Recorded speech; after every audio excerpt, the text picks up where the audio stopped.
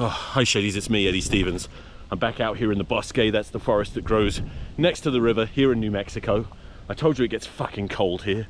I've been running on a trail here for over 15 years now. Not non-stop, obviously. But at least twice a week. And today, it snowed like crazy here in New Mexico. As I drove out here, I realized I'm not really dressed for the cold. I was feeling a bit chilly. So I thought, not to worry, I got loads of money. I'll stop at a store, buy some gloves, some little running gloves, and maybe a hat. Maybe even a hoodie. And, but because I live in New Mexico, where they cannot handle any kind of weather other than sunshine. And if it rains, there's a panic, flooding, everything goes to shit, car wrecks everywhere. If it snows, you'll see, there's not much snow here. Like, it's almost all melted. But that didn't stop the power from being out everywhere in Albuquerque and the surrounding area. Traffic lights are all out, it's chaos on the streets, and all of the stores are closed. I could not get warm clothes to help me on my run, so I'm fucking freezing. But I'm dedicated. If you listen to my podcast, Rugby Rant Banter, you'll know that that was actually a lie about me being dedicated, because I said I'd posted a post-match analysis of England versus New Zealand. I did it and it was good, but I didn't like the way I looked in it, so I wouldn't share it. There's something wrong with me. Unless you agree, should I not post this? It's too late, it's out there. I gotta keep moving because it's fucking freezing. This is my weekly top 10 video. I've been doing England top 10s in each position, so if you haven't seen them, check out the wings, check out the fullback videos. If you can't be bothered and you're still watching and you're going to check this one out, this is for centres. Now, here's some rules that I have explained in the previous videos. The way I do this is I start with number one. I start with first choice because, contrary to popular opinion, it's more exciting doing it the other way, I think, because we mostly agree on first and usually second choice. It gets more interesting when I get to like 7 or 8 and you go, Eddie, you fucking moron, why haven't you mentioned this guy? I like him. And then he never comes up. And then you message me on the side and say, what about this guy? And I go, oh shit, I forgot. And you say, what are you talking about? He's literally starting for England. I say, I don't watch rugby. I go from 1 to 10. And what I do is I imagine, once I get to 3, I imagine that the first 2 choices aren't available. Who would I pick next? When I get to 4th, first 3 are unavailable, and so on. So when I get to 8th, that's an imaginary scenario in which the first 7 players on my list have died in some kind of horrific golfing accident in which Joe Marler was probably involved, wasn't he? I don't know why I picked golf, that was a bit weird. So it's like, it's not necessarily who you think is the next up-and-coming talent that we should be looking at. That's not what I'm doing. I'm thinking if there was a test match in 2 days and it's an emergency, who do you put in? So we often get more experienced players that I would never, ever, ever suggest actually picking in an England squad. But in an emergency, they would be a better bet for actually getting a win against whoever it is. Does that make sense? Now, centre's a bit tricky because there's obviously 2 centres, an inside and an outside centre. Some people invest a lot of meaning into into the 2 positions and the differences between them. I have played inside and outside centre. I was shit in both positions, to be honest with you. I think they're the hardest positions in the team. But I don't remember one being harder than the other. I think a lot of people say, good God, a lot of people suggest that 13 is trickier. But I heard Will Greenwood say the other day that it doesn't make that much of a difference, and that's kind of my thought process as I do this top 10. I'm not going to be doing a top 10 inside centre and then top 10 outside centre. That would be a pain in the ass. I'm just doing top 10 centres all round, and that will be fine. Relax, it'll be okay. Oh, it's a muddy, stodgy day here, by the way. The snow isn't so bad, but there's slop everywhere, you know what I mean? I've fallen over twice. I was going to show you my elbow, but this camera's strapped to my hand. You know what though? Every time I run in the mud like this, I just think to myself, love the slop, love the slop. It's a Seinfeld reference to do with horse racing, but I always have that phrase run through my head when I'm running in the mud, or sometimes during sex, depending on what kind of a night it is and who I ended up with. Do you know what I mean? Like, sometimes you want the slop.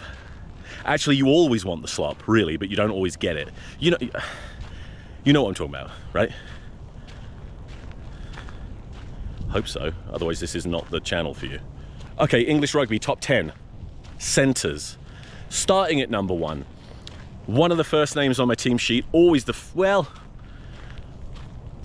I guess I was going to say the first centre that I pick. It's Ollie Lawrence. I remember years ago, before he got capped, I was screaming at complete strangers to pick him. It didn't make sense. I'm in America, they don't know who Ollie Lawrence is, they don't know what rugby is, they don't know who I am. And I could tell, like, I screamed at them, pick Ollie Lawrence, you cunt! And they'd be like, I want to, I don't know what it means. They wanted to help, but, you know, it's too scary and weird. But I would also scream at Steve Borthwick in my little imaginary conversation I have with him from time to time. Why are you not picking him? Or was it Eddie Jones back then? I think it... Shit. Must have been Eddie Jones, that idiot. That makes more sense. I got much angrier with Eddie Jones than I ever have with Steve Borthwick. But Ollie Lawrence, years ago, I posted something, and this is before everyone agreed with me on this. I had some pushback on this, but I said, whatever the question is, Ollie Lawrence is the answer. Now, in hindsight, that actually isn't true. Not whatever the question is. If your question was, how can we create peace in the Middle East? The answer isn't Ollie Lawrence. That's never going to help. You could send him out there, and arguably he might make things worse. I feel like he'd end up dying. He's half black. I don't know how they feel about it. I don't know how they feel about that out there. He's not. I'm assuming he's not a Muslim. And to be honest with you, I haven't heard him talk much, but he doesn't seem that bright. I don't know who he thinks he is, or where he gets off thinking he can go over to the Middle East and solve this problem that's been going on for centuries. That's ridiculous. In fact, I don't even know if I want it. I don't know if I want him playing for England if he's gonna have that kind of an attitude about life. That's good. When you know what, it works. The arrogance works. So we'll keep him at number 1. What the fuck am I talking about now? Jesus, sorry. This is going to be probably the most controversial pick. This is going to upset the tabloids. But it's Luke Northmore from Quins. Limited game time, mind you. Same with Slade, albeit Slade has much more experience, international experience. But Luke Northmore is such a specimen and just has that, I don't want to say X factor because I hate that term, X factor, but without going into detail because I can't be bothered and I don't want this to be another 20-minute video, I've seen enough of him to know that he's the real deal. And I think it's a matter of when, not if, he starts playing regularly for England. That's my personal choice. That's number 2. Number 3, this might be controversial too, because a lot of people feel like he's had his chance and it's gone, but I really love Alex Lozowski. I feel like Alex Lozowski is a very similar player to Henry Slade, but a bit more physical and a bit more reliable. You know, Henry Slade, I'm never confident in him. He has the odd really good game where he puts in a really good kick. It's one of those annoying situations where people say he does all the unseen work, but if you haven't seen it, how do you know he's doing it? Is he marshalling defenses? You know, I need more than that. And Alex Lozowski adds a bit more because I think he can do those things. Defensively, he's very good, hits very hard, and he's a good tactical footballer. So I personally thought he was going to be starting with Ollie Lawrence against New Zealand, and I think it would have been better. So number 4, this is a little bit of, I'm putting a lot of faith in this player to deliver on the talent I think he has, similarly to Northmore actually.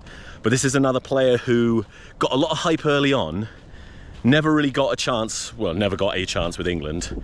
I don't know if he's been named in the A squad, or Saxons as I would prefer to call them, but if not, he should have been, unless he's injured. I don't know what the hell is going on. I saw him recently and he looked great. Seb Atkinson, big, powerful, etc. He's my number 4. Now at number 5, I do move Henry Slade in, because now I was being a bit cheeky with the Seb Atkinson one, wasn't I? I mean, it would be a bold decision for Steve Borthwick to pick Seb Atkinson over Henry Slade for a test match, for example against Australia. I would like him to be that bold, but you know, you probably disagree, don't you? Because you always bloody do. And it's fucking tedious. But feel free to disagree. I will defend my position.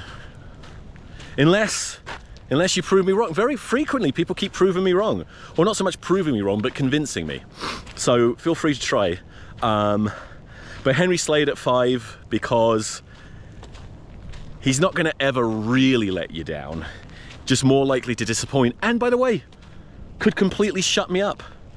You know, it's happened before with players that I write off and think that their time has come and gone. And he could easily have a worldie against Australia and continue to play well for the rest of the season. And that would be lovely, because I do like Henry Slade. I do think he's a good player. Kind of wish he'd stayed at Fly Half years ago, although that's a bit of a stupid thing to say, because how's he ever going to get ahead of Owen Farrell, George Ford, and now Marcus Smith? All right, well, anyway, that's number 5, right? Number 6, I'm even less confident in, but you know, we don't have a lot of great centres in England. And as I said, this is an imaginary scenario in which they have to play for England, like, immediately. So I'm not looking at, I'm sure that whoever your local team is, or the team you support, I'm sure they have an up-and-coming superstar that you think is better than this player. But at 6, are we at 6? Yeah, I got Lennox Enyanwu from Quins, who I feel like wasn't really worthy of the hype he was getting last season. But from the little bit of rugby I've seen him play this season, I see it now. I do think he has potential. Again, we're at the stage now where I really wouldn't want him picked for England. Again, maybe he's in the Saxon squad. Who's calling me? Hold on, sorry. Man, that was my ex-wife calling. Somehow we had a big conversation about music and horror and the fact that the power has been out for about 12 hours. That's how useless they are here. Anyway, where was I at? Who had I just discussed? This is not good. And the thing is, I can edit this video, so you would think there's no need for me to be doing. Lennox Enyanwu was the last one. I think he's going to France though, but this doesn't matter. This is a hypothetical scenario in which he has to play this weekend, let's say. At number 7, Elliot Daly. And actually, that's mental. I'd probably put him at 6. Let's change that.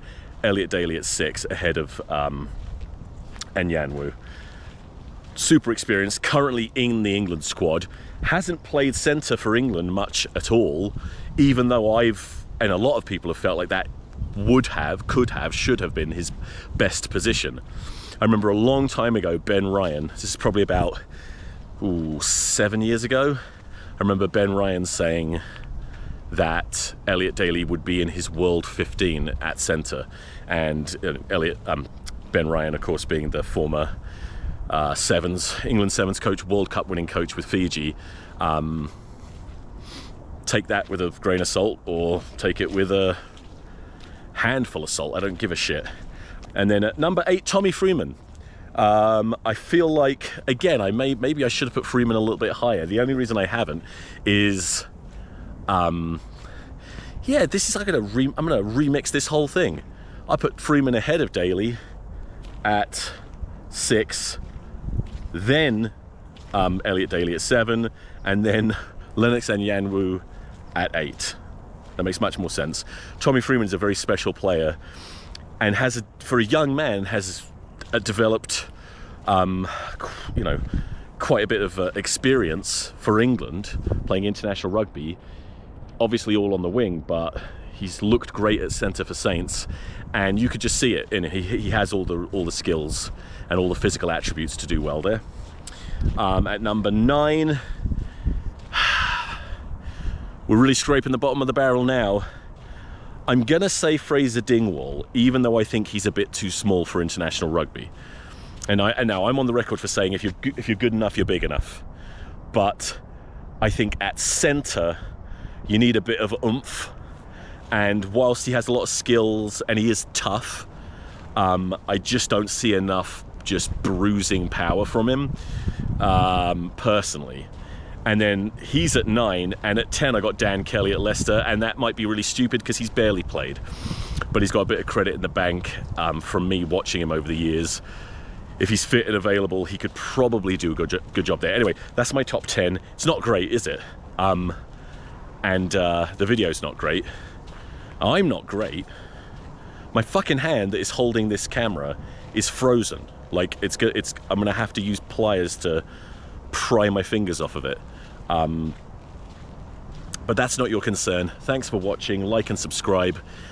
Critique the shit out of this. Tell me if you hate it. Tell me if you want more of something and less of something else. I don't know, but I gotta go now. I'm really bad at ending these videos.